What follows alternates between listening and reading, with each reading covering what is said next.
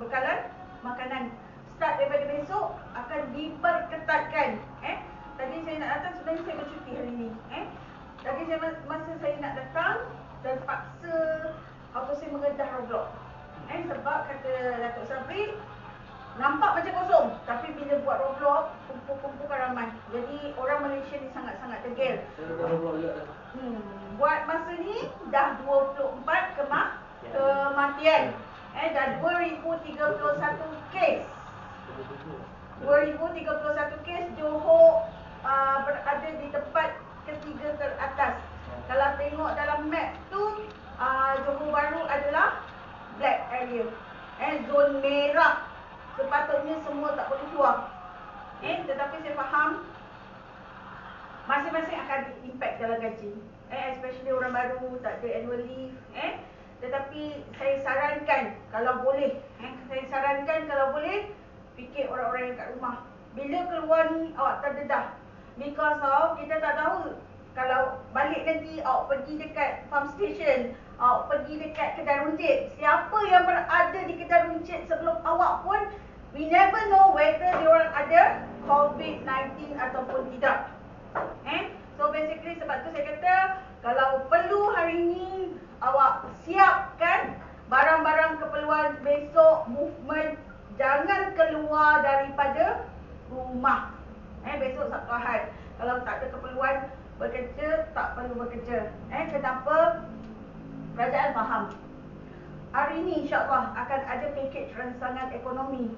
Kalau awak pernah dengar moratorium, itu adalah satu inisiatif daripada kerajaan dengan pihak-pihak keuangan lah, pusat-pusat perbankan, yang mana bulan 3 kena bayar lagi. Bulan 3 kena bayar lagi. Start 1 bulan 4 awak boleh buat penangguhan bayaran bil, personal loan. Yang kedua, rumah. Yang ketiga, kereta dengan motor lah. So boleh buat penangguhan selama 6 bulan. Cumanya awak kena fikir yang mana satu baik, yang mana satu tak baik lah. Because of interest dia akan tinggi. Bila interest dah tinggi, nanti awak punya sama ada dia panjangkan. Kalau mungkin sebelum ni 22 tahun, dia akan jadi 24 tahun. Sebab dimasukkan interest tu dengan tunggakan yang 6 bulan ni, dia reschedule balik. Ataupun awak juga boleh pilih untuk bayar selepuk bulan ke-7. Tapi tak mungkin lah kan. Bulan ke-7 tu bayar penuh tunggakan yang selama 6 bulan. Itu bagi orang-orang yang mampu lah. Because of dia tak nak interest dia naik.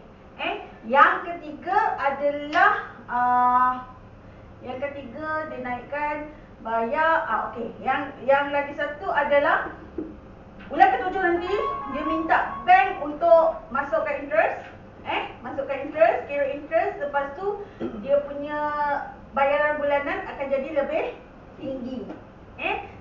Dan sekarang ni sejak daripada masalah coronavirus tu dia dah mula KWSP dikurangkan kepada 7%.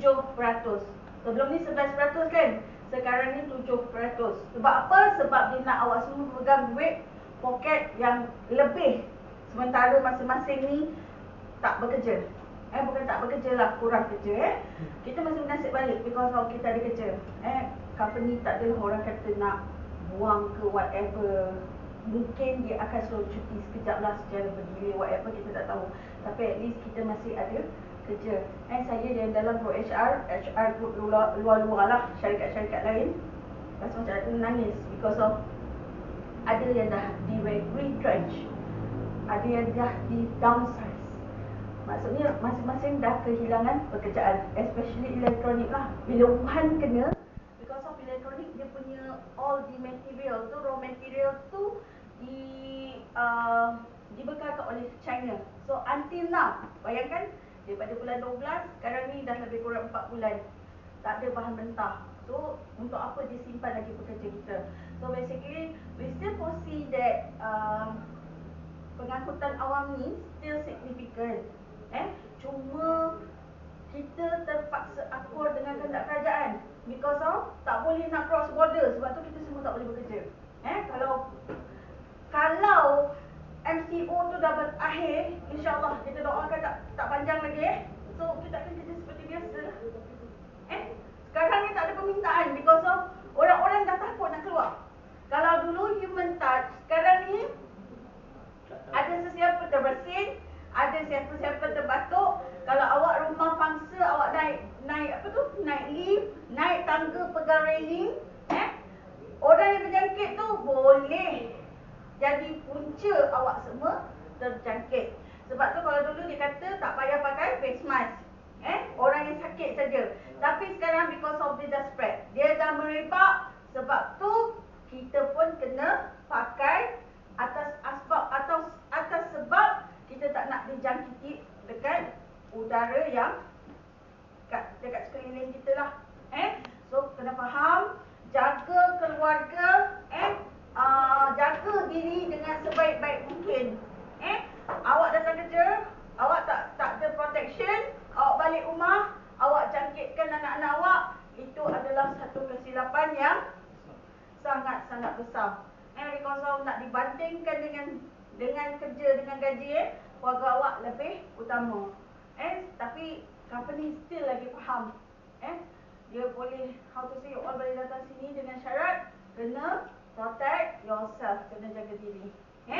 Okay, that one is apa yang saya nak sampaikan lah. Maksudnya daripada segi apa benefit yang ada untuk company sendiri, jangan salahkan company lah because of walaupun tak jalan, tengok alah bukannya ada rugi itu ini kan, tapi sebenarnya company kena tanggung sewa bas tetap jalan,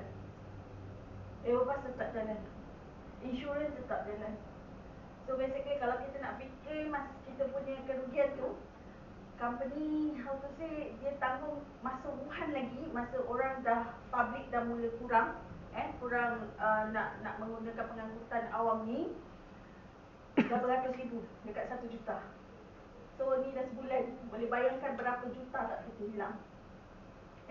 Sebab tu kita have to, orang kata, be grateful, kena bersyukur. Apa juga agama kita, kena bersyukur that kita still have the job. Because of the rest of other district, ada tempat-tempat kebanyakan semua dah start dengan perberhentian pekerja because of diorang fikir tak mampu lagi. We never produce anything. For what reason? Kita nak jaga kita punya pekerja. Berbeza dengan company kita, masih ada orang kata tolak ansur lagi. So basically there's nothing much that we can do. Tak banyak yang kita boleh lakukan kecuali berdoa dengan cara kita sendiri. Orang Cina ada cara dia berdoa, India ada cara berdoa, Melayu especially Inilah masa kalau sebelum ni awak semayang lambat, sekaranglah masanya semayang cepat-cepat.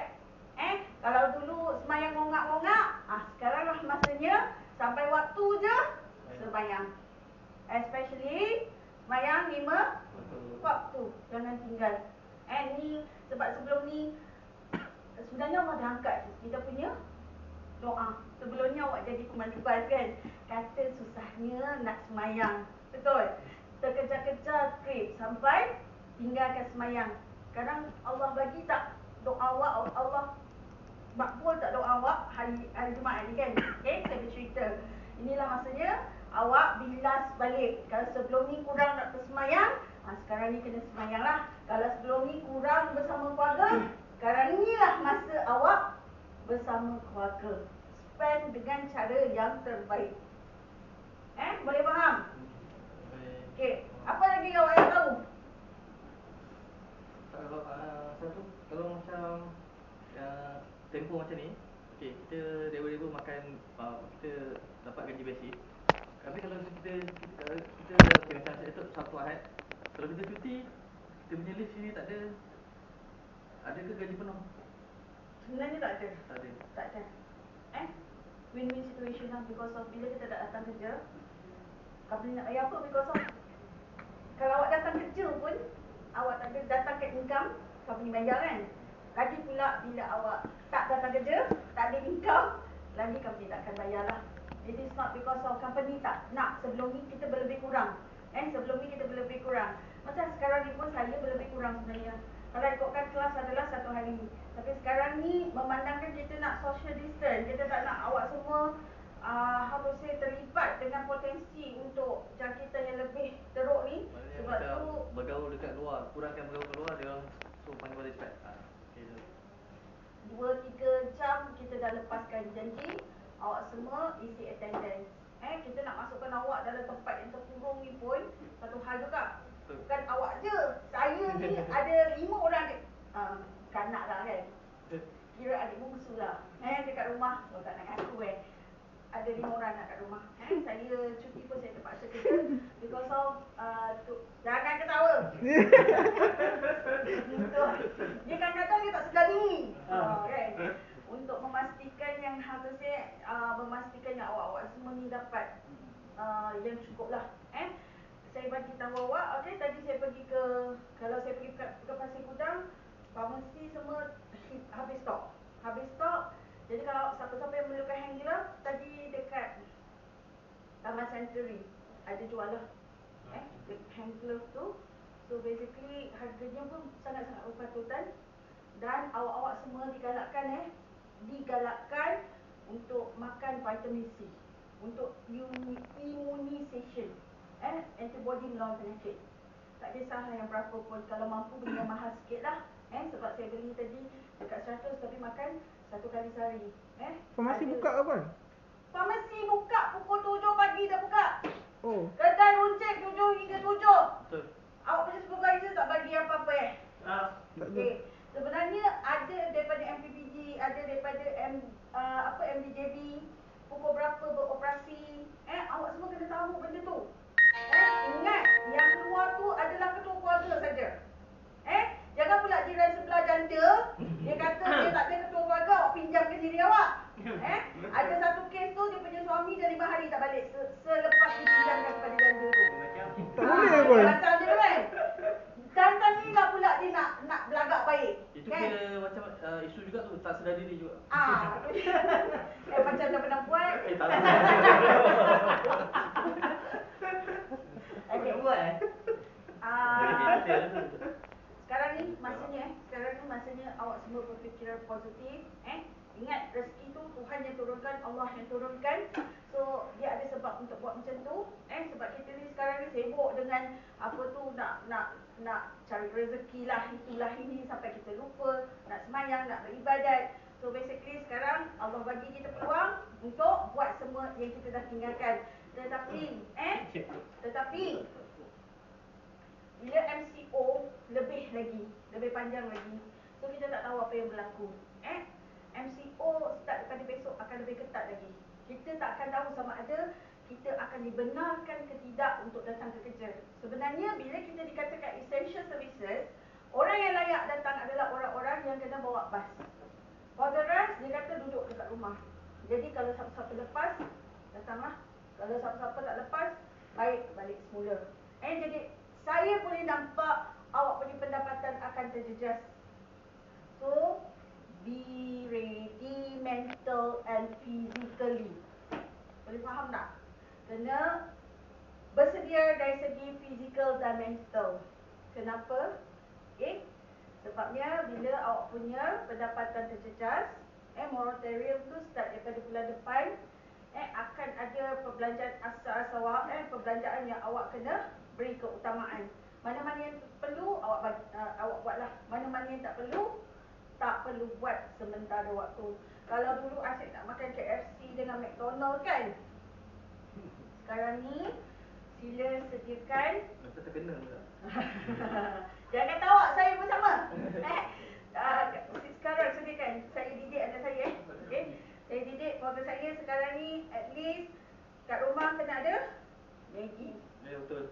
kena ada beras, kena ada kicap, kena ada telur, minyak, itu saja. Tak perlu bermewah-mewah sekarang ni. Sebab bukan kita je yang terkesan. Kalaupun dekat Malaysia ni dah hilang MCO dia, tapi negara-negara lain yang memerlukan servis kita, yang memerlukan produk kita, dia masih belum bebas sepenuhnya. Pagi ni US, Italy, Britain, Switzerland, semuanya merupakan negara-negara besar pemegang ekonomi dunia yang dah terkesan, dan dia punya kematian dicatatkan 500 ke atas. Kita masih lagi bersyukur sebab sekarang ni 24 orang. Yang lain semua dah out of control. Lebih So teruk daripada basically, kita. Lebih teruk daripada kita. so sekarang ni tolong ingatkan. Kadang-kadang kita tak boleh nak terangkan dengan budak-budak sebab dia tak faham. Tapi we have no choice. Kita kena didik diorang untuk makan secara apa yang ada saja. At least kita patut bersyukur. Dulu darurat masa zaman Perang Dunia Kedua, makan pisang, makan ubi kayu. Sekarang kita merasa tapi tak seteruk diorang. Saya bawakan satu peristiwa masa mak saya lah pernah cerita. Masa zaman dia Perang Dunia Kedua dulu, dia kecil-kecil nak makan pun tak ada beras. Sebab dia pun teruk sangat dengan pemerintah. Jadi apa yang dia buat, mak dia pujuk dia, dia rebus batu dalam periuk. Kan nanti bunyi kan masak tu. Jadi orang dengar macam masak lah. Nak pujuk budak kecil. Nak pujuk budak kecil. Jadi mak mana yang nak tengok anak berlapar. Dia punya nak pujuk anak dia tu, dia ambil batu. Dia ambil kerang. Kerang dulu-dulu besar-besar kan. Kerang dulu besar-besar. Jadi dia suruh pakcik saya, Pakcik Imran, untuk pegang. Masa tu umur 5 tahun gitulah. Dia pegang, dia kata kalau masak kerang ni, maksudnya nasi tu akan masak. Dia suruh tidur dulu. Dalam kelaparan lah. Tapi dia masih genggam. Bila sampai satu masa 2 jam, 3 jam, nenek saya nak kejutkan dia lah. Because of daripada asar sampai ke maghrib, pakcik saya dah tak ada. Dah meninggal. And yelah, macam mana kita nak cakap susahnya dulu bila buka tangan dia, dia punya kerang tu dah masak. Macam tu sekali. Susah zaman dulu. So kita zaman sekarang, kita masih mampu lagi beli beras, masih mampu lagi beli telur. Cuma kita tak boleh bermewah-mewahan lah. Sekarang ni masanya untuk kita fikir balik, aku dulu tak merasa susah, sekarang Allah bagi susah. So kita kena bersyukurlah. Ngapa yang ada, tak perlu bermewah-mewahan. Kita fikir kita sekarang, kita kena ingat yang dulu macam mana susahnya. Susah kita sekarang tak sampai tahap macam tu. So saya serahkan pilihan kepada awak. Saya cuma boleh nasihat, because of saya pun ada adik-adik, saya pun ada anak. Saya buat benda yang sama. Kalau saya ni yang bergaji mungkin lebih sikit daripada awak, pun saya terpaksa didik anak-anak saya untuk berjimat cermat. Begitu juga awak.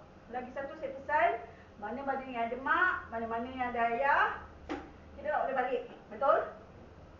So So telefon diorang. Dalam keadaan macam ni, dalam hati diorang tu memang sangat susah hati. Kalau awak tu telefon diorang sebulan 2 bulan yang lepas, dalam keadaan kritikal macam ni, lagilah diorang terasa. Kalau boleh diorang nak terbang ke sini, diorang akan terbang untuk pastikan anak-anak dia semua sihat. Ingat, kita hidup ni atas redha mak ayah kita, tak kisahlah agama kita, apa agama kita. Kalau orang kata dah meninggal tu satu hal lah, because of doa je yang kita boleh bekalkan. Tetapi kalau ada mak ayah, at least awak telefon dia. Why? Because of bila dia dengar suara awak sihat, itu pun dah melegakan hati dia. Boleh faham Faham apa saya cakap Selagi ada masa, tolong buat benda macam tu. Yang pukul 6 balik semua, whatever, pukul 5 bila ada masa lepas maghrib, tolong buat Yasin. Ingat amalan yang Rasulullah pesan, Al-Fatihah 3 kali, Al-Ikhlas 3 kali, Hasbunallah wa ni'mal wakil 313 kali. Ada satu ulama dekat Indonesia, dia kata dia pernah bermimpi dengan Rasulullah. Rasulullah kata untuk menangani wabak ni adalah baca 3 tu. Because of tak ada benda lain, kita usaha macam mana pun, kalau Allah kata kun fayakun, jadi maka jadilah. So kita tak payah takut dengan coronavirus sebenarnya. Sebab siapa yang mencipta dia? Allah. Jadi Allah yang bagi wabak tu, Allah tahu bila nak stop. Dia ada perancangan dia sendiri, dia ada rencana dia sendiri. Macam juga dengan Chinese. Ada sebab kenapa Tuhan jatuhkan ujian buat kita. But don't give up. Stay positive. Kalau dah kena tu, itu anggap tu satu dugaan, satu ujian. Yang pasti, kalau kita dah terkena, jangan stubborn, jangan degil, jangan bongkak, pergi dekat hospital. Kalaulah awak tak dapat selamatkan nyawa awak, sekurang-kurangnya awak dapat selamatkan nyawa keluarga dan orang di sekeliling awak. Penyelidikan mengatakan satu pembawa boleh menyebarkan kepada 5,000 orang COVID. Because of bila awak balik, awak pegang, katalah awak pembawa, awak pegang bank ATM. Awak boleh kira tak berapa orang selepas awak yang pegang juga ATM, pintu tu, pintu holder. Kemudian awak pergi kepada kedai runcit nak beli barang, awak pegang dekat kaunter, awak pegang kat barang. Berapa orang yang akan pegang barang yang sama? Katalah awak pergi pukul 9 dekat bank, awak pergi dekat kedai runcit tu pukul 10. Pukul 9 sampai pukul 7, sebab sekarang ni kedai runcit buka 7 hingga 7. Pukul 7 sampai pukul 7 tu berapa orang yang pegang bekas awak? Sedangkan kajian mendapati virus ni boleh kekal kat permukaan, sesuatu permukaan selama 8 jam. So kalau 100 orang yang pegang, 100 orang yang kena. Bila 100 orang yang kena, 100 orang bawa balik rumah, satu rumah ada 5 orang, berapa orang yang akan kena? Yang 500 orang tu bawa balik rumah, kemudian dia pergi dekat kedai, mereka pergi kedai yang lain pada esoknya ataupun lusa, berapa orang yang dijangkiti. Sebab tu MCO kata hari Sabtu kalau boleh semua duduk dekat rumah supaya rantaian tu boleh diputuskan. Kalau awak rasa awak dah kena, minum air suam. Virus tak boleh bertoleransi dengan suhu 26 darjah Celsius. So, biasakan minum air suam. Tahu kan dia punya simptom-simptom kan? Akan rasa demam, awak akan batuk, sakit tekak kemudian rasa diarrhea, rasa membulas-bulas, rasa macam ceret-beret. Itu antara salah satunya. Sekarang pula dia kata gatal-gatal badan. Lemah-lemah sendi. So, bila dah terasa macam tu, asyikkan diri dengan keluarga. Kalau diorang nak datang pun, biar diorang hantar air suam. Ambil vitamin C. Tolong. Ambil vitamin C. Lepas tu minum air suam setiap masa. Ni awak balik, baju-baju awak, mana lelaki kau boleh salin dekat luar.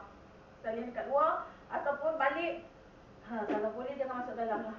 Kalau boleh jangan masuk dalam. Baju awak tu, awak cuci. Terus cuci. Because of ada potensi virus daripada melekat. Ingat apa juga tindakan kita, sama ada bijaknya kita ataupun bodohnya kita sendiri, boleh menyebabkan ataupun memberi kesan kepada orang lain. Okey? Boleh faham Dan selebihnya kita tawakal tu ala Allah. Faham? Okey, itu saja. Semua boleh balik.